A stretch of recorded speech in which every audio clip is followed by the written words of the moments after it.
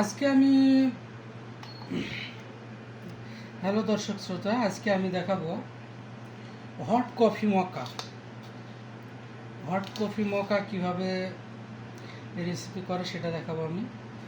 আমি 9 ounce কাপে 20 গ্রাম hot chocolate powder,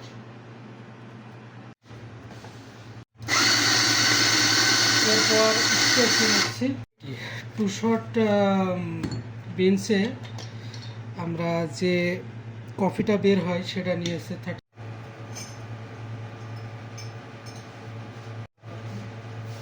ঠিক আছে, মিক্স যত কালো হবে তত যদি আটকর হয় সুন্দর হবে।